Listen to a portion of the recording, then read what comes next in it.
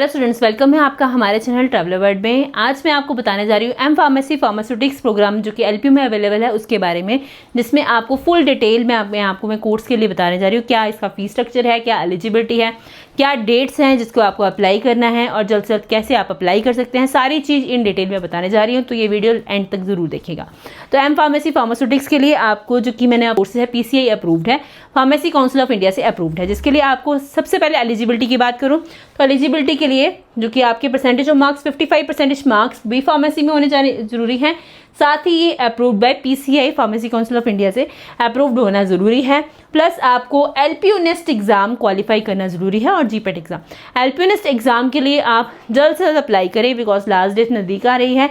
तो LPU nest exam को apply करने के लिए आपको डिस्क्रिप्शन में लिंक दिया गया है, उस पर क्लिक करके अप्लाई करना है, जिसमें आपको LPU RMV 1 to 4 coupon code मिल जाएगा, जिससे आपको 20% डिस्काउंट हो जाएगा। मैक्सिमम डिस्काउंट है जो 20% डिस्काउंट आपको के एग्जाम के लिए मिल जाएगा, जिसमें 1000 की जगह जो चार्जेस है वो 800 रुपीज़ हो जाएंगे।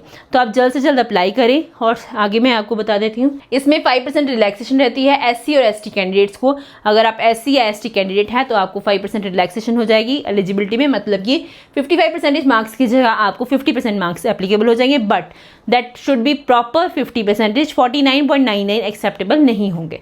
तो आगे मैं आप बात कर लेती हूँ, आप LPU nest exam online mode पे या फिर टेस्ट सेंटर बेस्ड दे सकते हैं, जो कि ऑनलाइन मोड घर बैठे बैठे दे सकते हैं एग्जाम, या फिर टेस्ट सेंटर बेस्ड, जो कि आपके आसपास के एरिया में टेस्ट सेंटर्स बने हुए हैं वहाँ पे आप जाके एग्जाम दे सकते हैं।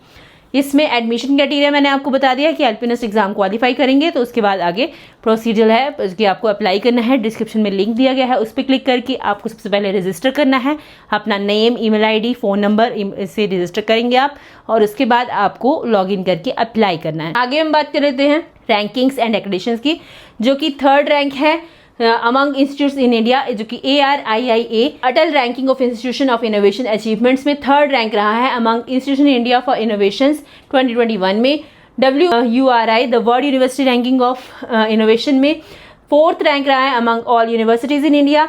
और इसी तरह से 7th रैंक रहा है SCMAGO इंस्टीट्यूशन रैंकिंग में, 7th रैंक रहा है एलपीयू का।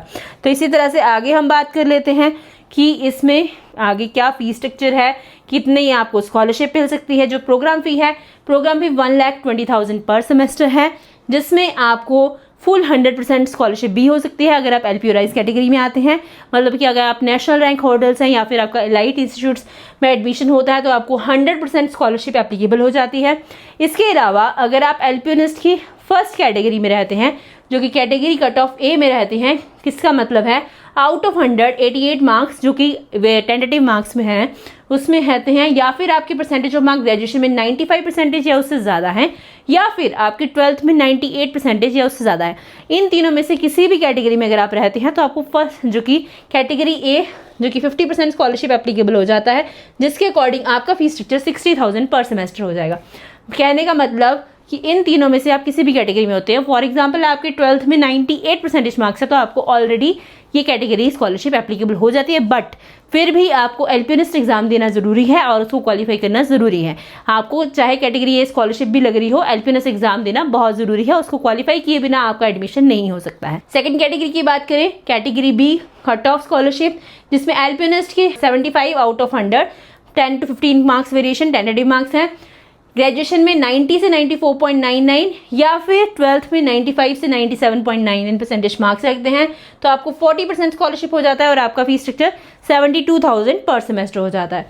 इसी तरह से 3rd कैटेगरी में आप रहते हैं कैटेगरी C, या फिर ग्रेजुएशन में 80 से 89.99 और 12th में 90 से 94.99, देन आपको scholarship 30% and fees structure is 84,000 पर सेमेस्टर। 4th कैटेगरी में आप रहते हैं कट ऑफ D में, या फिर आपके परसेंटेज ऑफ मार्क्स 70 से 79.99 ग्रेजुएशन में रहते हैं, या 12th में आपके 80 से 89.99% मार्क्स रहे हैं तो आपको 20% प्रोग्राम फी स्कॉलरशिप हो जाएगा और आपका फीस स्ट्रक्चर 96,000 पर सेमेस्टर हो जाएगा। जितना जल्दी आप प्रोसीड करेंगे उतना आपके लिए बेनिफिट होगा अप्लाई करने के लिए, और डिफरेंट स्कॉलरशिप्स हैं इसमें। और इंपॉर्टेंट डेट्स जरूर मैं आपको बता देती हूँ कि आपको जल्द से जल्द अप्लाई करना है। लास्ट डेट आ रही है 25 March is last date for apply. जितना जल्दी आप अप्लाई आपके लिए बेनिफिट होगा, और विद इन 48 आवर्स इसका रिजल्ट आ जाता है और फिर मेरिट लिस्ट बनती है and online counselling 4 April onward शुरू हो जाएगी, जिसमें आपको राउंड 1 एंड राउंड 2 है जो आपको मैं दिखा रही हूँ। अपडेट ऑनलाइन सीट प्रेफरेंस आपको 4 अप्रैल से 5 अप्रैल के बीच में आपको अपनी ऑनलाइन प्रेफरेंस फिल करनी है, जो भी आपकी एम फार्मेसी से रिलेटेड रहेगी। इसका रिजल्ट 7 अप्रैल को आएगा एंड 7 अप्रैल से 10 अप्रैल के बीच में आपको मिनिमम फी पे करके एडमिशन के लिए प्रोसीड करना है। इन केस आप इस लैग कर जाते हैं तो राउंड 2, बट आपको राउंड 1 में अप्लाई करना जरूरी है। अगर आप राउंड 2 के लिए जाते हैं तो हो सकता है कुछ सीट्स अवेलेबल ना हो और ऑलरेडी फिल हो गई हूँ। फिर भी राउंड 2 में अगर आप अप्लाई करते हैं तो 7 अप्रैल से 10 अप्रैल डेट है। अलॉटमेंट जो होगी 12 अप्रैल को होगी और 12 से 15 अप्रैल के बीच में आपको एडमिशन लेना ज़रूरी है। बट आप कोशिश करें, ये डेट याद रखें, 4 अप्रैल से 5 अप्रैल के बीच में ही अपनी सीट प्रेफरेंस फिल कर दें ताकि आपको आपकी चॉइस की सीट मिल सके। आई होप ये वीडियो आपको क्लियर होगी। अगर फिर भी आपको कोई डाउट है या आप किसी और प्रोग्राम के बारे में पूछना चाहते हैं या कोई भी क्वेरी है, आप हमें कमेंट सेक्शन में कमेंट करके पूछ सकते हैं। Thank you for watching the video.